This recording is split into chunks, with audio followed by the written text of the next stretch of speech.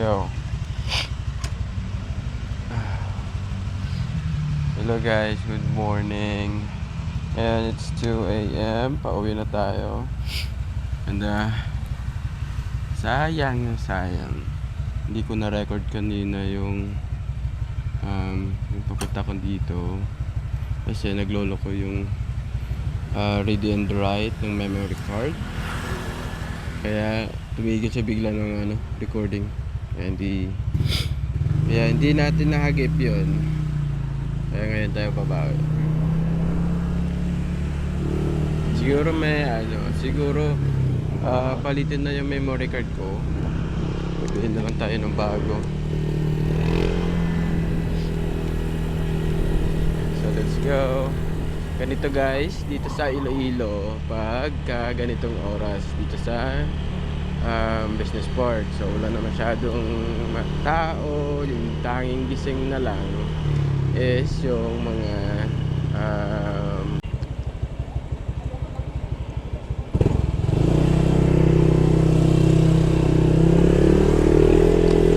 kaya ayun guys, nag-stop ulit ako.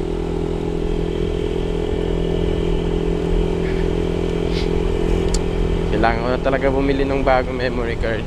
Parang naglolo ko na to. Bili na lang tayong bago.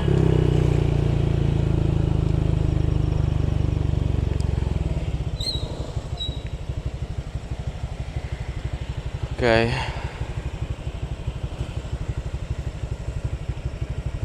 So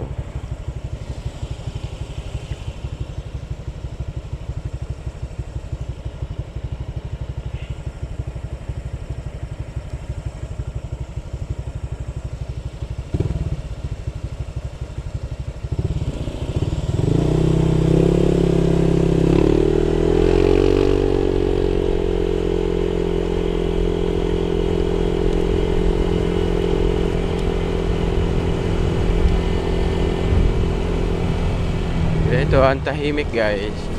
Alam mo kasi, nako-compare ko lang siya. Kasi nung pumunta ako ng Cebu, dun sa IT Park, naku, dami talagang tao. Kahit ganitong oras, madaling araw, alas 2, alas 3, dami pa din tao. Tama kayo sinasabi nila na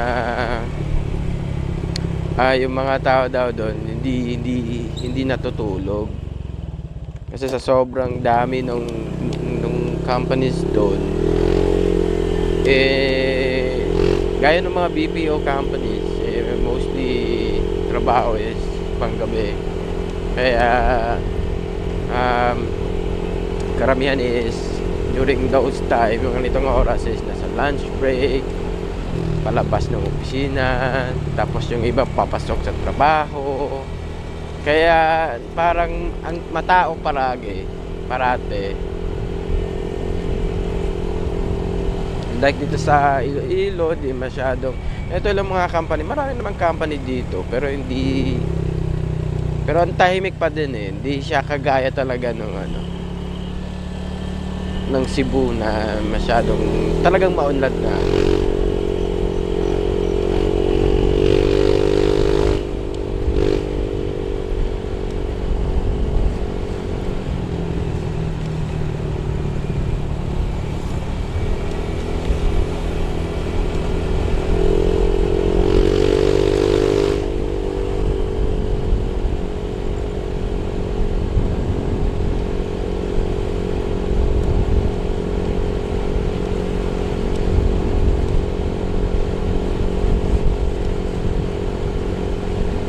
Ang lamig guys.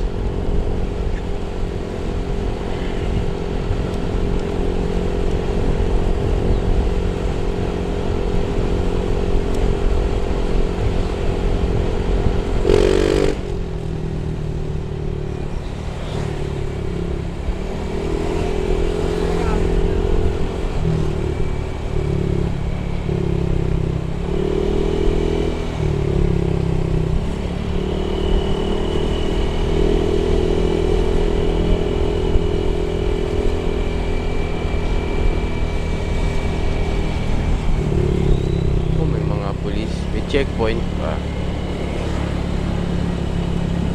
Sana meron. Sayang naman yung lisensya kung hindi ako napapara sa checkpoint.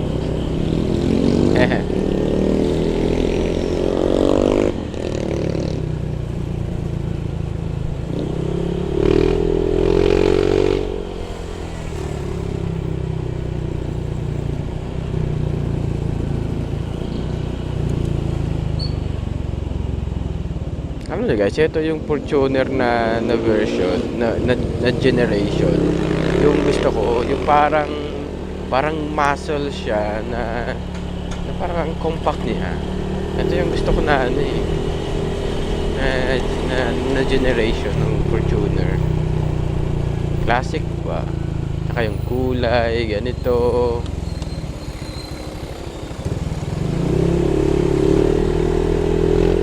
Tsaka ang pogi pa talaga tingnan.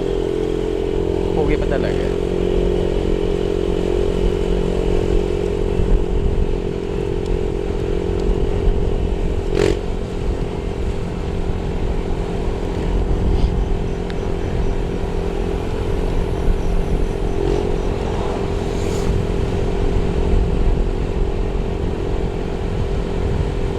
Ang lamig.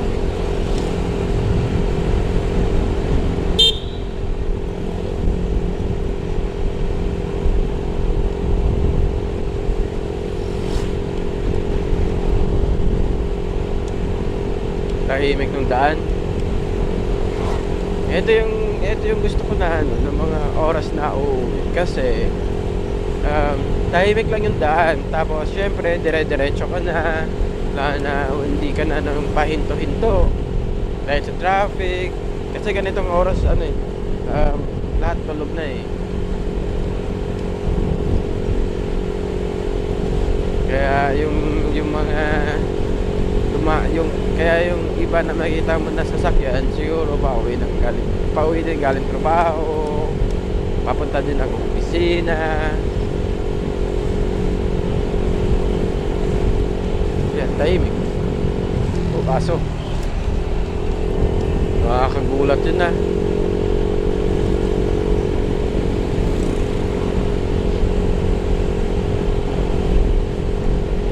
Kaya sa mga umuuwi ng madaling araw, mag-ingat-ingat kayo guys. Especially yung mga area na may mga bahay kasi sigurado meron yung mga aso. Kaya tapos yung takbo down, ano lang, chill lang, manageable lang, na yung parang di ka sobrang bilis. Yung alam mo makokontrol mo pagka malalagay ka sa alanganin. Dapat makakaway ka ng buo. Kahit matagalan na sa oras, pero at least buo kang nakakauwi, safe lang nangyari sa'yo. Eh, nasulit. Ako, lamig na talaga.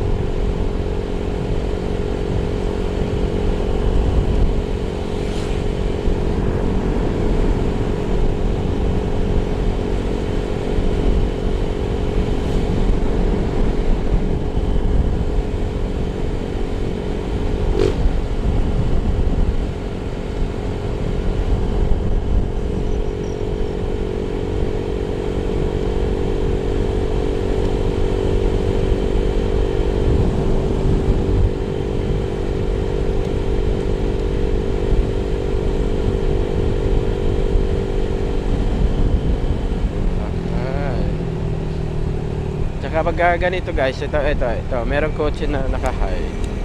Kahit nag-signal ka na naka-high siya, ito pag nakasalubong mo, dapat ano lang, dahan-dahan ka lang kasi hindi mo nakikita yung nasa harap mo eh, dahil sobrang liwanag nung high beam niya.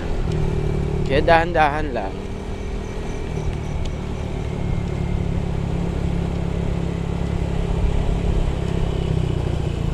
Tapos ingat din sa mga intersection, tingin muna sa kaliwa at kanan bago tumawid, siguraduhin na walang kotseng padaan.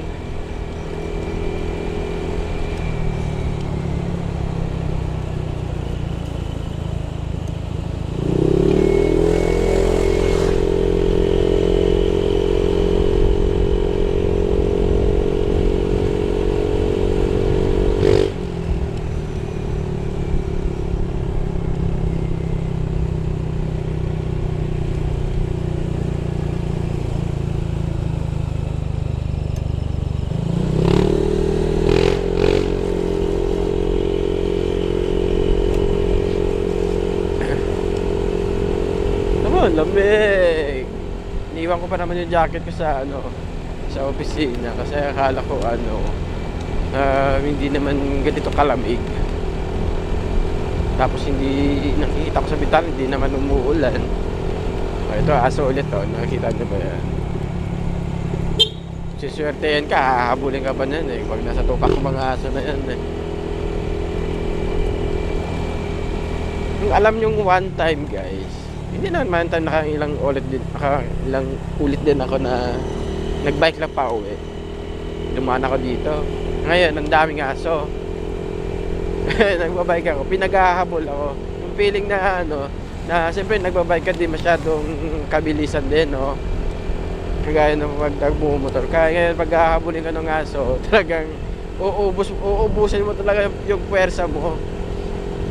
Kaka-padjak para hindi ka lang mahabol ng aso.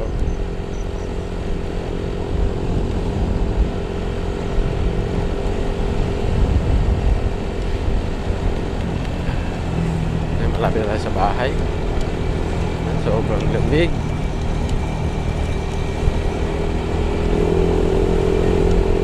Ito, aso ulit.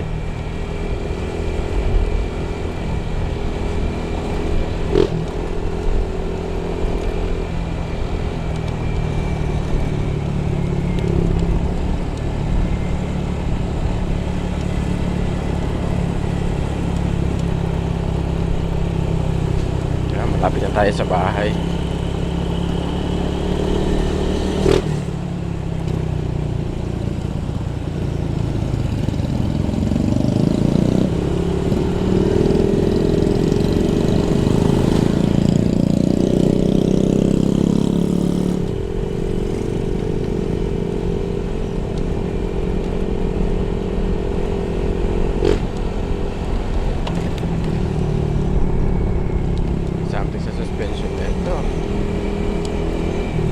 Guys, nandito na tayo. Tatapos na natin ang vlog.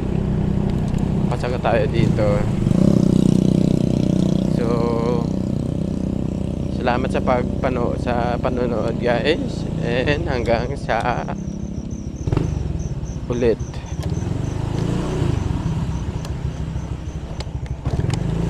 Dito na nga.